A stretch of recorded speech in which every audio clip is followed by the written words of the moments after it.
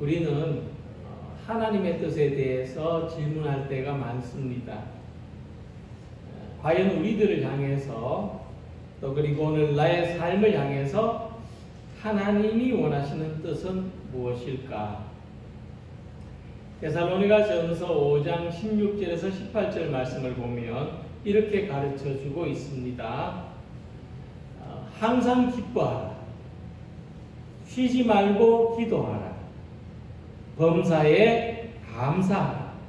이것이 그리스도 예수 안에서 너희를 향하신 하나님의 뜻이니라.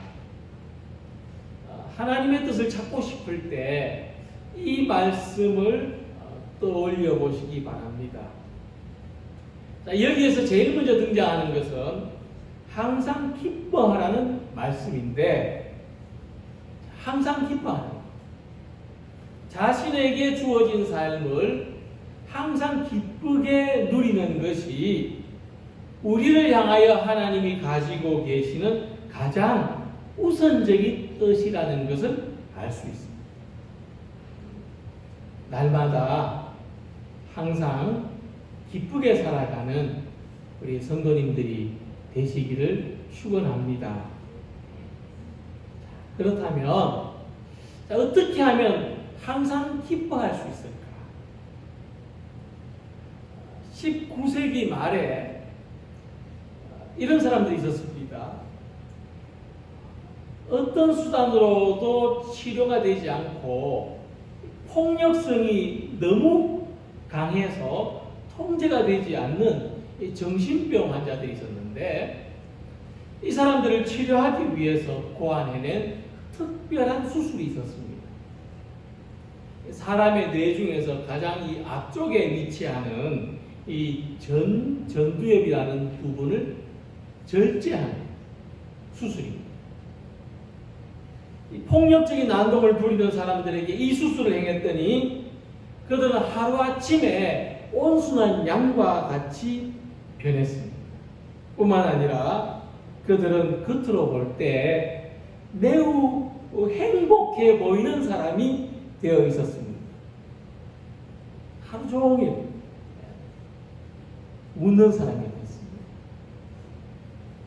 그런데 이 수술을 받은 사람에게서 심각한 부작용이 나타났는데, 이 전두엽이라는 부분은 인간의 뇌라고 부르는 부분입니다. 사람다운 생각과 인지를 할 수 있는 그 부분인데, 이 부분을 절제해버리고 나니까 생각할 수 있는 기능, 지각하는 기능이 사라져버렸다는 겁니다. 폭력성이 사라진 대신에 하루 종일 아무 생각 없이 그냥 희죽거리는 바보가 되어버렸다 하는 겁니다.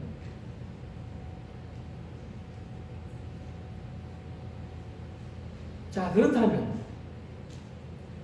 과연 이 항상 기뻐하라는 말씀을 생각도 없고 지각도 없는 분수나 바보처럼 되라는 뜻으로 받아들일 수 있겠습니까?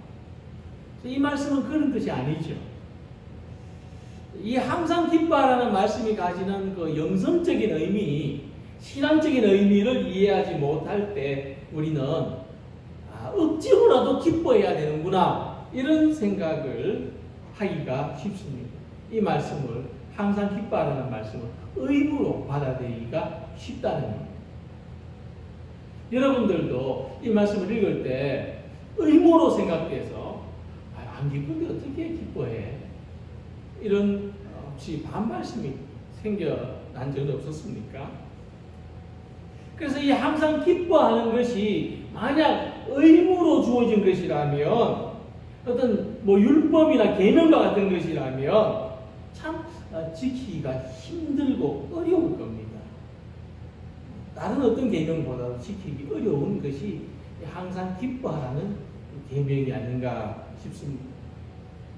자, 그런데 하지만 우리의 삶에는 기쁨이 있어야 돼요. 우리는 기쁘게 살아야 하죠. 또 일상적인 삶도 물론이지만 우리 신앙생활에도 기쁨이 있어야 됩니다. 그래서 요즘 제가 고민을 합니다. 어떻게 하면은 저도 기쁘고 또 우리 성도님들도 기쁜 신앙생활 할 수 있을까? 기쁘게 예배 드릴 수 있을까? 좀 설교를 억지 개그라도 해가지고 좀 재밌게 하면 될까? 예배 형식을 좀 바꾸면 좀 어떨까? 예배 횟수를 좀 더 늘려서 좀 자주 모이면 기쁨이 생길까? 이런 여러 가지 생각을 해보았습니다. 그래서 그 결과로 자, 우리가 이 같은 그 외적인 조건들도 고려해야 되겠지만은 우리가 신앙생활을 즐겁게 하기 위해서는 좀 더 근원적인 문제를 찾아봐야 된다는 나름대로의 결론을 얻게 됐습니다.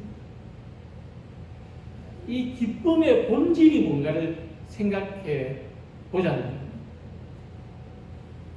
우리들에게서 기쁨은 내가 그 일을 하는 이유하고 일치가 돼야 생기는 겁니다. 무슨 말이냐면 아이들이 뭐 더운 날에도 막 비가 오는 날에도 운동장에서 뛰어놀죠. 집에 가는 것도 잊어버리고 밥 먹는 것도 잊어버리고 좀 힘든데 그만 놀라고 해도 멈출 줄 모릅니다. 왜 그렇습니까? 아이들은 놀이하고 자기 자신이 온전히 일치되어 있기 때문에 그 순간에는 그냥 노는 것밖에 생각하지 않기 때문에 기쁜 거예요. 그래서 우리 삶 전체가 기쁨이 되려면 지금 오늘의 삶과 우리 자신이 완전하게 일치가 돼야 돼요. 의무로 무엇을 한다거나 억지로 무엇을 한다거나 또 누구를 의식해서 뭔가를 한다고 할 때 결코 기쁨으로 살 수가 없는 삶이 되는 겁니다. 그리고 또한 지금 이 예배가 우리에게 기쁨이 되려면 이 예배와 우리 자신이 일치되어야 하는 겁니다. 어떤 숙제로 생각한다든지 어떤 의무로 생각한다든지 할 것이 아니라 찬양 부를 때는 찬양 속에, 기도할 때는 기도 속에, 말씀을 들 때는 말씀 속에 내가 일치될 때 우리는 이 예배의 기쁨을 누릴 수가 있고 참 좋은 시간, 언제 시간이 다 갔는지 모르는 또 기다려지고 아쉬운 그런 즐거움을 맛보게 되는 것입니다. 본문에서 사도 바울은 자기가 가지고 있는 기쁨과 그 이유에 대해서 빌립보 교회 성도들에게 말하고 있습니다. 이때 바울은 어떤 상태였습니까? 로마의 감옥에 있었습니다. 감옥에 있는 사람이 어떻게 감옥 바깥에 있는 사람들한테 기쁨을 이야기할 수 있습니까? 나는 지금 너무 힘들고 괴롭다라고 말해야 되죠. 근데 바울은 기쁨을 이야기하고 있습니다. 바울에게는 무엇이 기쁘게 살아갈 수 있는 조건이었을까 생각해 보고자 합니다.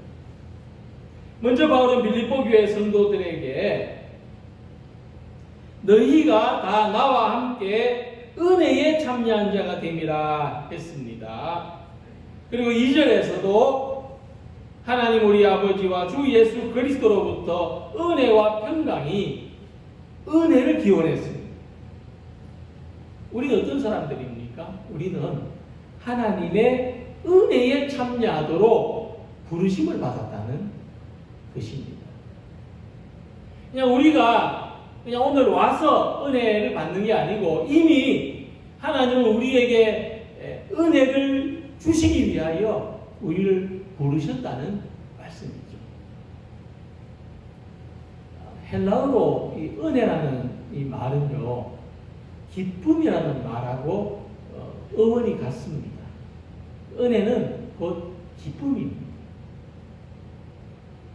은혜로 참여하도록 부르심을 받았다는 말은 다시 풀이하면 우리는 하나님의 기쁨에 참여하도록 부르심을 받았다 하는 것입니다. 신앙생활은 하나님의 기쁨에 참여하는 삶을 사는 겁니다.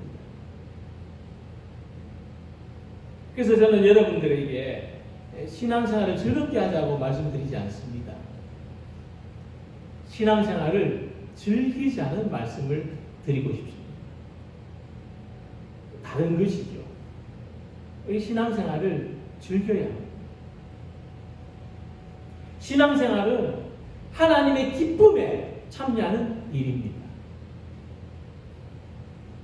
신앙생활을 통해서 하나님의 기쁨에 참여하는 경험을 많이 여러 각도에서 여러 분야에서 많이 하시기 바랍니다. 하나님은 어떤 분이십니까? 하나님은 항상 인자하시고 선하시고 은혜로운 분이십니다. 이 세상에 어떤 존재가 변함없이 사랑과 선함과 은혜로 우리를 대해줄 수 있습니까? 하나님만이 이렇게 하십니다.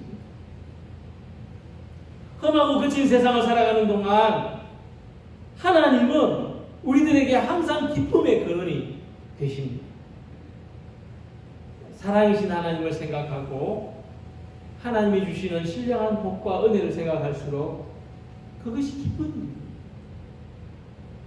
이 기쁨을 누리시기 바랍니다.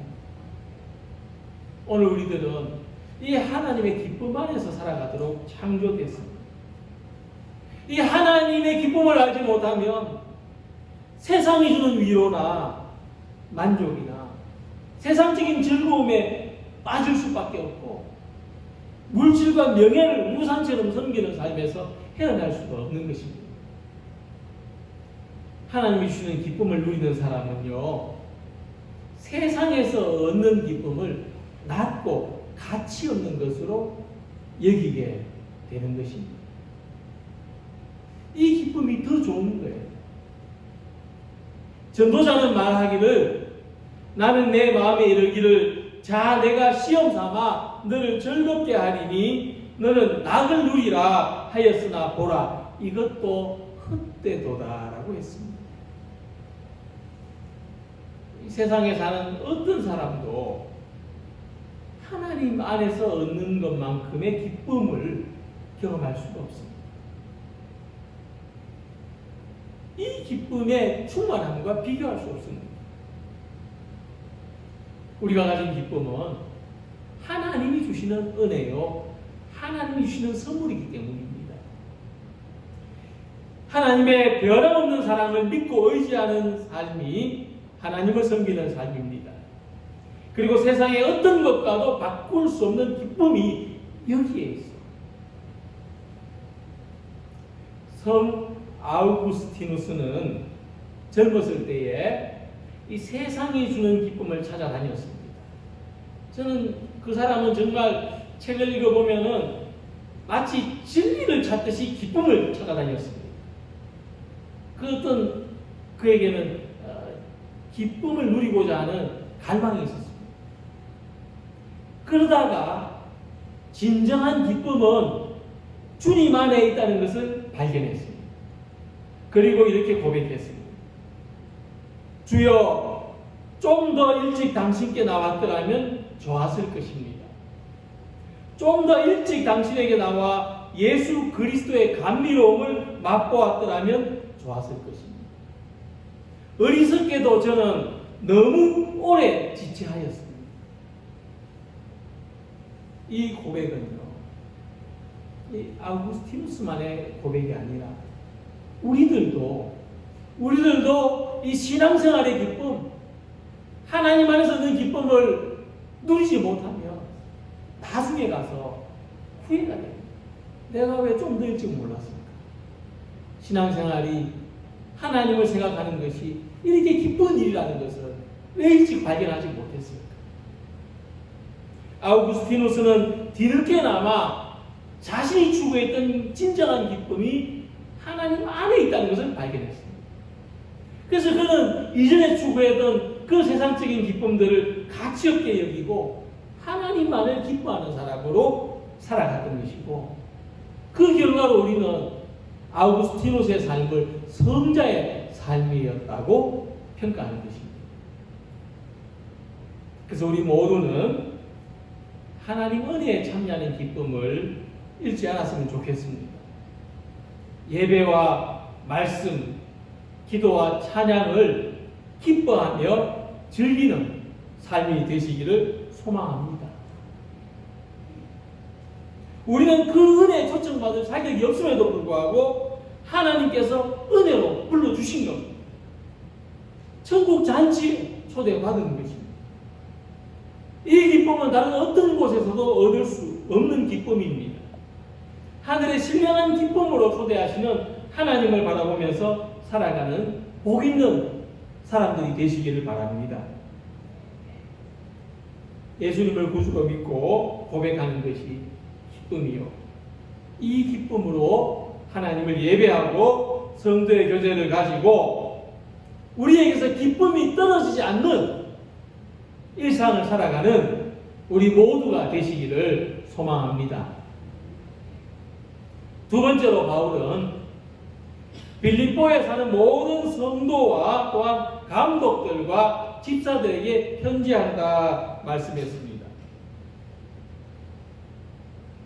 바울은 자기의 편지를 받는 그 수신자가 누군가를 분명하게 제시하는데, 특히 바울은 빌립보 교회에 있는 사람들을 성도라고 불렀습니다.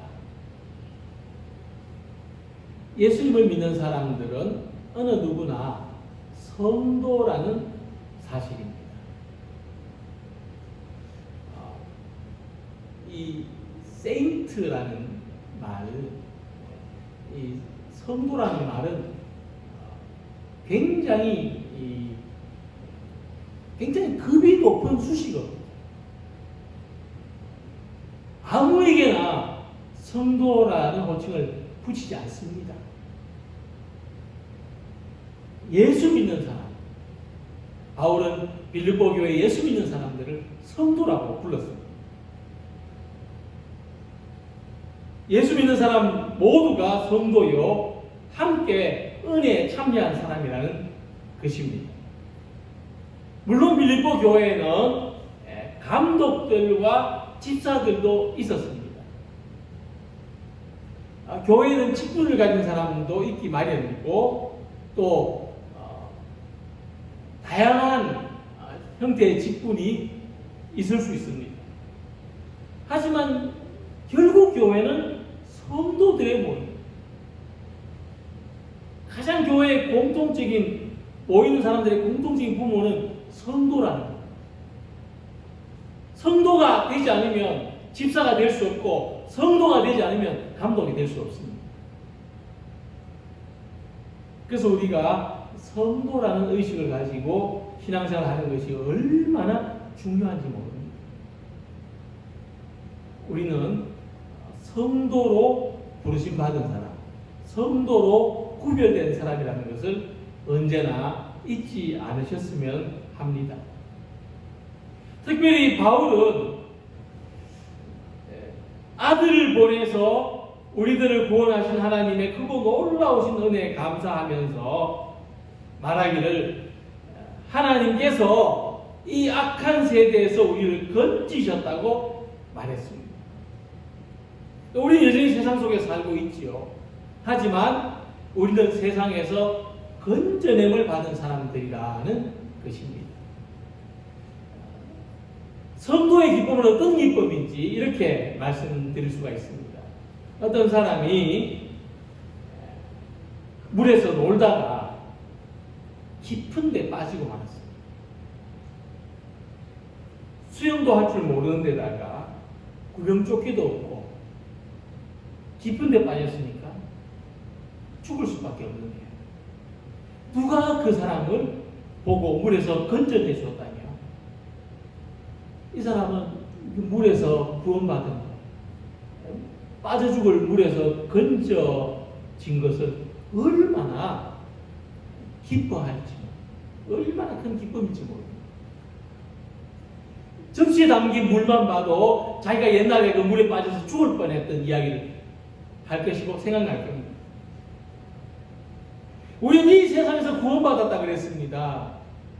우리가 이 세상에서 한번 즐겁게 한번 남보란 듯이 한번 살아보겠다고 하다가 빠져서 죽을 운명이었는데 예수님 붙들고 살아남았습니다.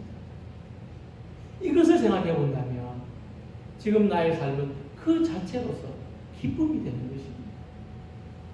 하나님이 세상의 깊은 수렁에 빠져 죽을 수밖에 없는 나를 구원해 주셨고, 그럼에도 불구하고 성도로 살아가도록 새로운 생명을 주셨다면, 이것을 생각한다면 우리는 항상 기뻐할 수가 있는 것입니다. 기쁨의 샘이 솟아나는 것입니다. 그래서 우리는 자기 존재가 나는 성도라는 것에 대해서 분명한 믿음을 가지고 살아야 합니다.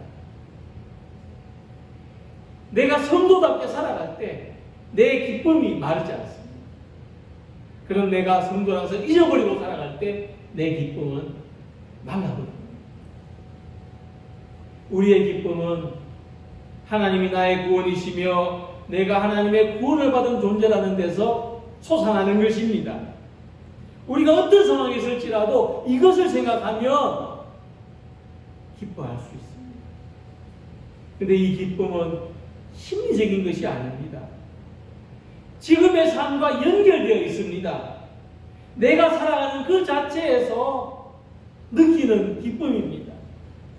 하나님이 나를 구별해 주셨으니 나도 나를 구별되게 하여 살아가는 기쁨이고, 하나님이 나를 사랑하셨으니 나도 다른 사람들을 사랑할 수 있는 기쁨이고, 하나님이 나를 복되게 하셨으니 나도 세상을 축복할 수 있는 기쁨입니다.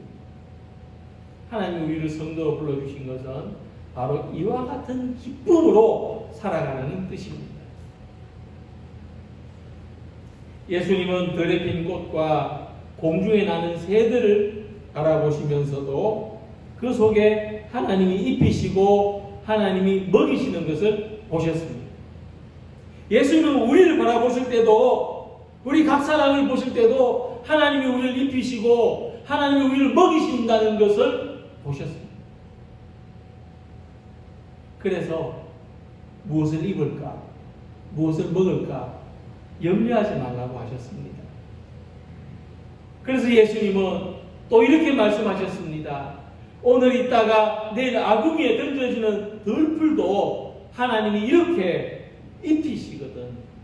하물며 너희일까 보냐.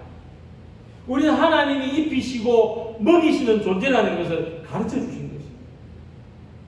우리가 우리 자신을 어떻게 바라보든지, 세상이 우리를 어떻게 바라볼지라도, 우리가 가난하고 연약하고 보잘것없는 존재일지라도 우리는 하나님이 입히시는 사람, 하나님이 먹이시는 사람이라는 것을, 하나님이 살게 하시고 숨쉬게 하시고 성도로 구별하여 부르신 사람들이라는 것을 생각하며 살아가시기 바랍니다.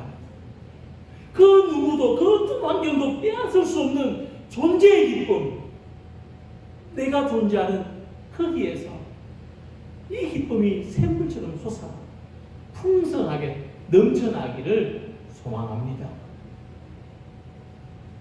바울은 성도에 대해서 한마디 더 언급하기를, 그리스도 예수 안에서 빌립보에 사는 모든 성도라고 했습니다. 그들은 행정적으로 빌립보 시민이었죠. 그러나 그보다 더 이전에 그들은 그리스도 예수 안에서 사는 사람들이라는 말씀입니다. 바울은 여기서 대단히 중요하게 생각했습니다. 우리가 우리 주소를 이야기하기 전에 예수 그리스도 안에서 울산광역시 중구 태화동에 사는 누구라, 이렇게 우리를 생각하게 한다는 것입니다.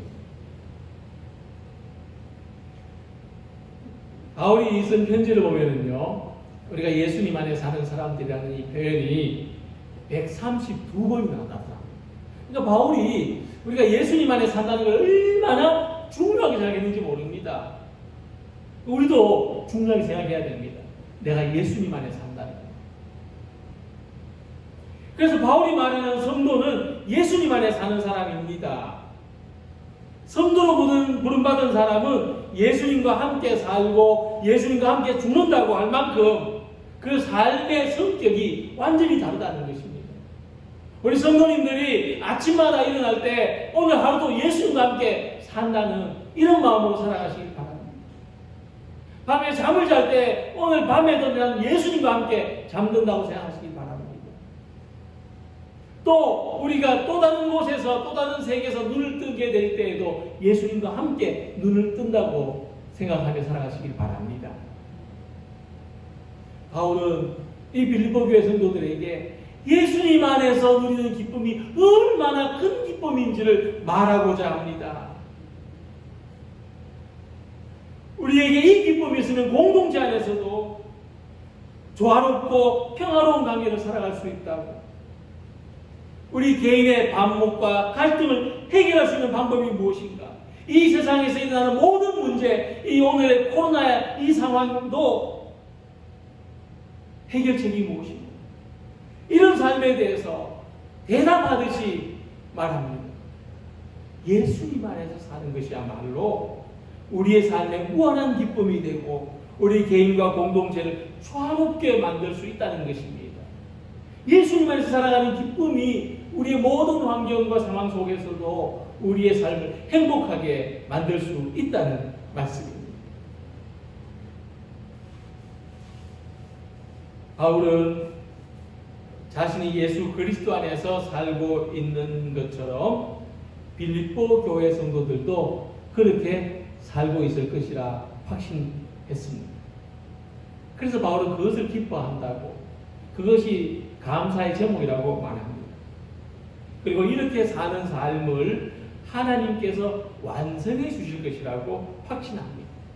너희 안에서 착한 일을 시작하신 이가 그리스도 예수의 날까지 이루실 줄을 우리는 확신합니다. 우리 안에 착한 일은 뭡니까?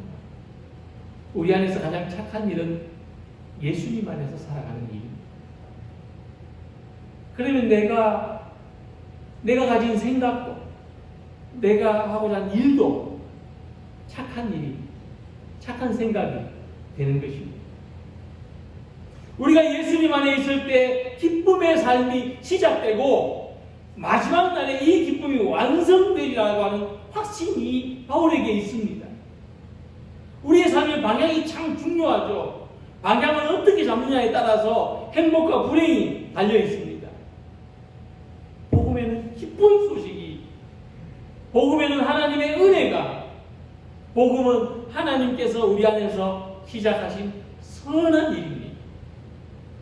이 기쁨이 우리 안에서 점점 더 커져가기를 원합니다. 날이 갈수록 우리 안에 이 기쁨이 점점 더 커져가서 충만한 기쁨으로 완성되기를 기대하고 소망하고 믿으시기 바랍니다. 기쁨은 뭐냐 하면 우리가 원하는 것이 충족되어졌을 때 얻어지는 겁니다. 원하는 것이 충족되지 않으면 기쁠 수가 없죠. 그런데 뭐든지 내가 원하는 대로 되면 그게 우리에게 기쁨입니다. 그래서 우리 삶은요, 내가 원하는 것과 내가 누리는 기쁨이 밀접하게 연관되어 있습니다. 주님 안에 있기를 원하는 사람이 주님 안에 있는 자신을 발견할 때 기쁨이 되지만, 주님 안에 있기를 원하는 사람이 세상 속에 있는 자기를 발견하게 될 때는 기뻐할 수 없는 것입니다. 반대도 마찬가지입니다. 세상에서 기쁨을 누리고자 하는데 자꾸 주님 안에 들어오라 하면 기쁘지 않죠. 벗어나서 세상에 나갈 때 막 기쁨을 누리는 거죠. 그래서 내가 무엇을 원하는지가 나의 기쁨을 결정하는 겁니다.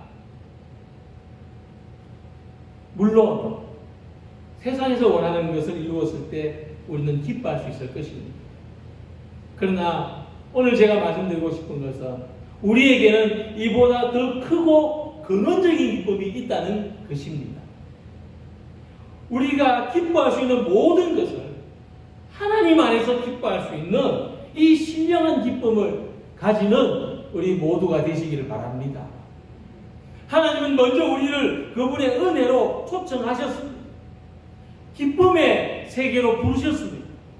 우리를 성도라는 새로운 존재로 살아가게 하셨습니다. 구별해 주셨습니다.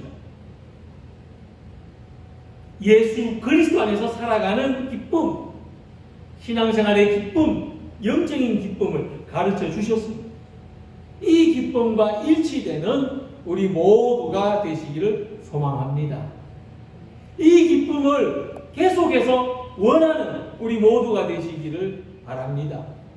세상이 줄 수 없는 이 신령하고 진정한 기쁨이 오늘 우리 모두의 삶에 충만하시기를 주님의 이름으로 기원합니다. 기도드리겠습니다.